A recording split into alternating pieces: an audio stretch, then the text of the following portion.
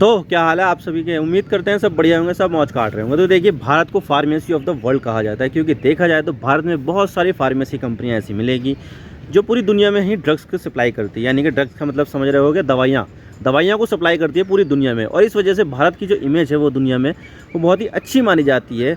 और ये तब अच्छी और ज़्यादा हो गई थी जब कोविड-19 पूरी दुनिया में फैल गया था। और तब भारत की जो बनी हुई कोविड की जो वैक्सीन थी, कोविशील्ड, और दूसरी वैक्सीन थी, उन सबको भारत ने पूरी दुनिया में सप्लाई कर दिया, और ख़ास करके अफ्रीकी देशों में। तो इस वजह से भारत की जो साख है वो पूरी दुनिया में बहुत ही अच्छी मानी जाती है। लेकिन लगता है कि भारत की जो साख है फार्मेसी ऑफ द वर्ल्ड की, उसको कहीं ना कहीं पर ग्रहण लग गया है। क्योंकि देखा जाए तो WHO ने एक और यहाँ पर जो कफ सिरप है, इंडियन कफ सिरप है, उसको लेकर अलर्ट इशू कर दिया कि भाई ये जो कफ सिरप है इसको लेना मत। और इस कफ सिरप में बहुत ज़्यादा टॉक्सिक मटेरियल पाए गए हैं। तो कौन सी है ये कफ सिरप जिसके बारे में WHO ने यहाँ पर वार्निंग इशू करती है? आज इसके बारे में पूरी डिटेल के साथ बात करते हैं कि क्या मामला है। लेकिन उससे पहले अगर आप चैनल पर नए हो ना तो चैनल को सब्सक्राइब जरूर कर देना। वीडियो को चाहे लाइक करो या डिसलाइक करो, लेकिन चैनल को सब्सक्राइब जरूर कर देना। तो चलिए वीडियो का आगाज़ करते हैं। तो बात करते हैं मामला क्या और हम इसके बारे में क्यों बात करें। तो देखिए, भारत की फार्मा इंडस्ट्री काफ़ी ज़्यादा मजबूत मानी जाती है और भारत दुनिया के बहुत सारे देशों को दवाइयों का एक्सपोर्ट करता है और भारत पूरी दुनिया में दवाइयों का एक रिलायबल सप्लायर है। और इस बात को भारत ने कोविड के समय साबित भी किया था, जब WHO के प्रोग्राम के अंतर्गत भारत ने WHO को कोविड-19 की दवा कोविशील्ड बनाकर भेजी थी, जो ज़्यादातर उन देशों में भेजी गई थी जो बहुत ही ज़्यादा गरीब थे, जैसे कि अफ्रीका के देश। ये देश जो थे वो महंगी दवाइयों को अफोर्ड नहीं कर पाते, तो भारत ने यहाँ पर इन सस्ती दवाइयों को भेजा और जो इनकी जो जान थी वो बचाई। और इतना ही नहीं, भारत से बनी दवा तो पाकिस्तान को भी भेजी गई थी ताकि पाकिस्तान के लोगों को कोविड से बचाया जा सके। और इन सब चीज़ों से भारत की साख बहुत ही ज़्यादा मजबूत हुई थी और भारत को इज्जत की नज़रों से देखा जाने लगा। और इतना ही नहीं, भारत के दुश्मन भी भारत की तारीफ करने लगे। लेकिन ऐसा ज़्यादा दिनों तक चल नहीं पाया। और मैं कहना चाहूँगा कि रिसेंटली बहुत सारे ऐसे मामले सामने आए हैं जिससे भारत की जो फार्मा इंडस्ट्री है उसकी पहचान को काफ़ी ज़्यादा धक्का लगा है। और इसकी वजह है विदेशों में भारत से एक्सपोर्ट होने वाली कफ सिरप। और पिछले 7 महीनों में 3 बार ऐसा हुआ है कि WHO ने भारतीय कफ सिरप को लेकर वार्निंग इशू की है। आप देख सकते हैं, जी न्यूज़ का आर्टिकल है, WHO यानी कि world health organisation issues alert over Punjab made cough syrup firm से डुप्लीकेशन टू डिफेम इंडिया। यानी कि WHO ने यहाँ पर पंजाब से जो बनी हुई कफ सिरप है उसको लेकर अलर्ट इशू कर दिया कि भाई ये इस्तेमाल मत करना। जबकि जो पंजाब बेस्ड जो कफ सिरप की जो बनाने वाली कंपनी है उसने कह दिया कि भाई ये डुप्लीकेशन है, यानी कि हमारी जो दवाई है उसको कॉपी करके यहाँ पर बेचा गया ताकि यहाँ पर जो इंडिया है उसको डिफेम किया जा सके। और इसी तरह से India Times, WHO red flags Punjab based pharma cough syrup sold in Marshall Island over contamination. यानी कि यहाँ पर WHO ने रेड फ्लैग यानी कि वार्निंग इशू कर दी है पंजाब बेस्ड फार्मा कंपनी के कफ सिरप को लेकर जो मार्शल आइलैंड में बिकते हैं और इसमें कंटेमिनेशन बहुत ज़्यादा पाया गया है। ये 26 अप्रैल का ये आर्टिकल है। तो आप देख सकते हैं कि यहाँ पर WHO यानी कि वर्ल्ड हेल्थ ऑर्गेनाइजेशन से साफ साफ वार्निंग दे दी है। लेकिन यहाँ पर इस दवा को बनाने वाली कंपनी ने यहाँ पर सीधा सीधा ये बोला है कि भारत को बदनाम करने की साजिश है और हमारी दवाई पूरी तरह से ठीक है और किसी ने हमारी दवाई की डुप्लीकेट बनाई होगी और उससे ये कंटेमिनेशन पाया गया होगा। और अगर मैं दवाई की बात करूँ तो दवा ये है गुआफेनेसिन सिरप, TG सिरप।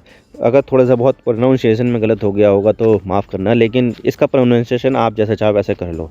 तो ये है ट्रिलियम, ये मार्केटिंग करती है कंपनी और इसका नाम है गुआफेनेसिन TG सिरप। तो ये है वो कफ सिरप। लेकिन सवाल ये आता है कि किस देश में ऐसी दवा पाई गई है जिसमें कंटेमिनेशन पाया गया है। तो देखिए, ये देश है माइक्रोनेशिया और मार्शल आइलैंड। तो मैं आपको बता दूं कि ये पैसिफिक ओशियन में पाए जाते हैं। पैसिफिक ओशियन में बहुत सारे आइलैंड देश है, जैसे कि किरिबाती, तुवालू, वनूतु, फिजी। और ये जो मार्शल आइलैंड और माइक्रोनेशिया है वो इंडोनेशिया और पपुआ न्यू गिनी के नॉर्थ ईस्टर्न हिस्से में पाए जाते हैं। और यहीं पर ये दवा बिक रही थी और यहीं पर ही इन दवाओं में कंटेमिनेशन पाया गया था। और इसी के साथ ही WHO ने यहाँ पर काफ़ी तगड़ी वार्निंग इशू कर दी है और लोगों से बोला है कि गुआफेनेसिन कफ सिरप का इस्तेमाल बिल्कुल भी नहीं करना है। वैसे इस दवा का इस्तेमाल खांसी की दवा के रूप में होता है और इसके बारे में WHO ने ये बताया कि दवा को कंज्यूम करने के बाद कोई बीमार पड़ा है या नहीं। लेकिन इतना ज़रूर बताया कि इस कफ सिरप से जो कंटेमिनेशन पाया गया है वो उस बैच में पाया गया है जिसकी एक्सपायरी डेट अक्टूबर 2023 की है। और इसे WHO ने 6 अप्रैल को फ्लैग ऑफ किया और चेक किया कि इसमें कुछ गड़बड़ है या नहीं। लेकिन इसके जवाब में गुआफेनेसिस कफ सिरप बनाने वाली पंजाब की QP फार्मा कैम ने ये कहा है कि हमने 18,000 से ज़्यादा बोतल कंबोडिया को एक्सपोर्ट की थी और इसके लिए हमने सारी परमिशन ले ली। लेकिन हमें नहीं पता कि ये मार्शल आइलैंड और माइक्रोनेशिया कैसे पहुँच गई। शायद किसी ने इस दवाइयों को डुप्लीकेट कॉपी बनाई होगी और उसे बेचा होगा और ये भारत के बदनाम करने की साजिश है। तो ये बोला है QP फार्मा कैम कंपनी ने अपने आप को डिफेंड करने के लिए। लेकिन सवाल यह आता है कि इस दवा में किस चीज़ का कंटेमिनेशन पाया गया है जिसकी वजह से ये हो हल्ला हो रहा है और WHO ने वार्निंग इशू कर दी है। तो देखिए यहाँ पर मसला 2 चीज़ों का है जिसकी वजह से यहाँ पर WHO ने अलर्ट इशू किया है। पहली चीज़ है इथिलीन ग्लाइकोल और दूसरी चीज़ है डाईइथिलीन ग्लाइकोल। अगर मैं बात करूँ कि ये इथिलीन ग्लाइकोल क्या होता है तो मैं अब आपको बता दूँ कि इसका टेस्ट थोड़ा मीठा होता है और इससे कोई कलर भी नहीं होता, यानी कि पूरा पानी की तरह दिखाई देता है और ये गाढ़ा सिरप होता है। जिस तरह से रसगुल्ले की चाशनी दिखाई देती है ठीक इसी तरह से इथिलीन ग्लाइकोल दिखाई देता है। और अगर मैं डाईइथिलीन ग्लाइकोल के बारे में बात करूँ तो इसका इस्तेमाल पेंट बनाने में, पेन की इंक बनाने में और गाड़ियों के जो ब्रेकिंग सिस्टम है उसको चिकना बनाने वाले केमिकल की तरह होता है। और इसके इस्तेमाल में आपको तो पता ही चल गया होगा कि ये एक इंडस्ट्रियल सॉल्वेंट है। अब देखिए ये दोनों सॉल्वेंट काफ़ी ज़्यादा टॉक्सिक होते हैं, लेकिन दुनिया में जितनी भी कंपनी व्यापार कर रही हैं तो वो प्रॉफिट कमाने के लिए ही कर रही है। और इन दवा कंपनियों को अगर नॉन टॉक्सिक सॉल्वेंट इस्तेमाल करना है तो इन्हें ग्लिसरीन और प्रोपिलीन का इस्तेमाल करना होगा, लेकिन ये दोनों सामान होते तो नॉन टॉक्सिक है, लेकिन एथिलीन ग्लाइकोल और डाईएथिलीन ग्लाइकोल के मुकाबले ये ज़्यादा महंगे होते हैं और कंपनियों को तो अपना प्रॉफिट कमाना है। तो ऐसे में यहाँ पर कॉस्ट कटिंग करने के लिए फार्मा कंपनियाँ इलीगल तरीके से टॉक्सिक इंडस्ट्रियल सॉल्वेंट का इस्तेमाल दवा बनाने में करती है। अब देखिए ये इंडस्ट्रियल सॉल्वेंट है जिसका इस्तेमाल इंडस्ट्री में किया जाता है, लेकिन अगर इसे इंसान कंज्यूम कर लेगा तो इंसानों के लिए ये मुसीबत बन जाएगी और बहुत ज़्यादा दिक्कत आ जाएगी।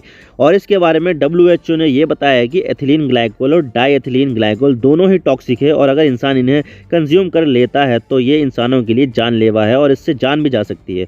और ये दवा सब स्टैंडर्ड की है जो पूरी तरह से अनसेफ है, ख़ासतौर से बच्चों के लिए, और इससे मौत भी हो सकती है बच्चों की।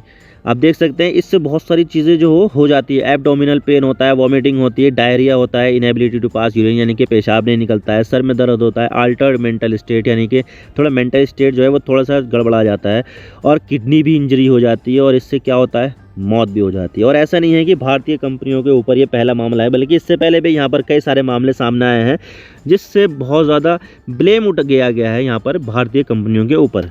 इससे पहले WHO ने 4 इंडियन कफ सिरप को लेकर अक्टूबर 2022 में वार्निंग इशू की थी और WHO ने उसमें यह भी बताया कि इन 4 कफ सिरप में भी डाईएथिलीन ग्लाइकोल और एथिलीन ग्लाइकोल पाया गया था और अनफॉर्चुनेटली इससे 66 गाम्बिया के बच्चों की मौत हो गई थी और बाद में इसे बनाने वाली सोनीपत की मेडन फार्मास्यूटिकल कंपनी का लाइसेंस कैंसिल कर दिया गया था भारत सरकार ने।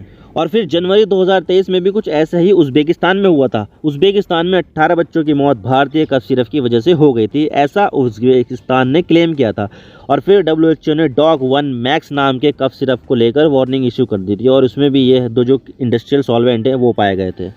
और अभी रिसेंटली ही USA ने इंडिया से एक आई ड्रॉप को बैन कर दिया था और बताया है कि इससे लोग अंधे हो रहे हैं और 3 शख्स की मौत भी हो चुकी है इस आई ड्रॉप के जरिए। तो अमेरिका ने इजी केयर नाम की आई ड्रॉप जो चेन्नई में बनती है उसका इंपोर्ट ही बैन कर दिया और ये चीज़ें भारत की साख के लिए काफ़ी बड़ा धक्का है, क्योंकि भारत को फार्मेसी ऑफ द वर्ल्ड कहा जाता है और भारत जेनेरिक दवाइयों में दुनिया में सबसे ज़्यादा आगे है जो सस्ती भी होती है। तो ऐसे में भारत की इमेज ख़राब हो रही है और भारत को ये चीज़ें रोकनी होगी जिससे ऐसा मामला फिर कभी सामने ना आए और डाईएथिलीन ग्लाइकोल और एथिलीन ग्लाइकोल को कम्प्लीटली बैन करना होगा। और जो रेगुलेटरी है और जो जांच करने वाली जो संस्थाएं हैं उनको भी बहुत ज़्यादा मजबूत करना होगा और यहाँ पर ट्रांसपेरेंसी लानी होगी ताकि ऐसा मामला फिर कभी सामने ना आए और जिससे भारत की जो फार्मेसी की जो साख है वो भी बनी रहे।